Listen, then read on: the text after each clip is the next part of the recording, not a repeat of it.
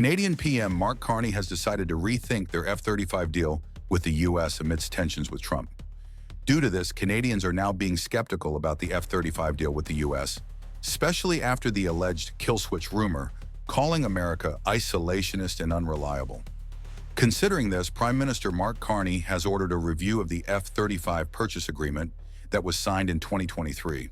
Canada agreed to purchase 88 fifth-generation fighter jets for 19 billion Canadian dollars.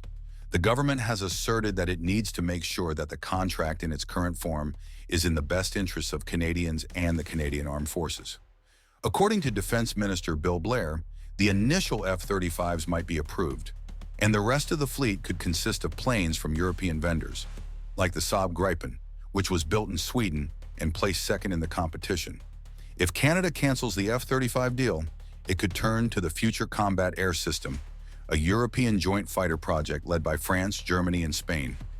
Bombardier CEO Eric Martel raised his doubts about Canada's decision to review the F-35. Canadian companies have contracts with the Pentagon that could hinder Ottawa pull out of the F-35 program, trapping Canada in a tough spot. Martel also mentioned that two-thirds of the country's aerospace industry exports depend on the U.S., and canceling the deal could cost the industry significantly.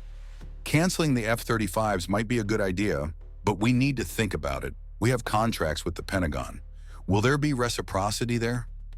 Martel's concerns are also backed by the fact that about 60% of Bombardier's business is from the U.S., and its planes are manufactured and supplied under the Canada-US-Mexico Agreement. With the recent delivery of the first Bombardier Global 6500 aircraft to the U.S. Army's HADES program. Canada's quest to find an alternative would not be easy, as the U.S. has its control over the aircraft industry other than just the manufacturing, causing problems for Canada to acquire them.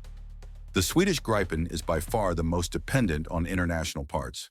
For instance, an American General Electric engine powers the Gripen. Defense analyst Mark Shadwick has also commented on the issues with purchasing the Gripen.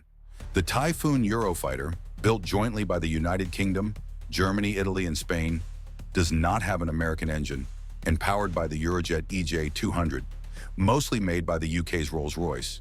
Although European aircraft also have some American DNA. Lockheed Martin, U.S. contractors, supplies many such fighter jets parts and has been contracted for inertial and satellite navigation systems. For French Dassault Rafale, U.S. contractors like Hi-Rel Connectors, Inc., Collins Aerospace, the Lee Company, and Lockheed Martin are a few major names, supplying parts needed for the making of the aircraft. Also, the lack of better production establishments can cause delays in the overall deal. U.S. has previously made things difficult and blocked the sale of Saab's Gripen E fighter jets to Colombia, citing restrictions on the export of the General Electric F engine. Such a move could cripple options for potential buyers like Peru, and in this situation, Canada, if they decide to back out.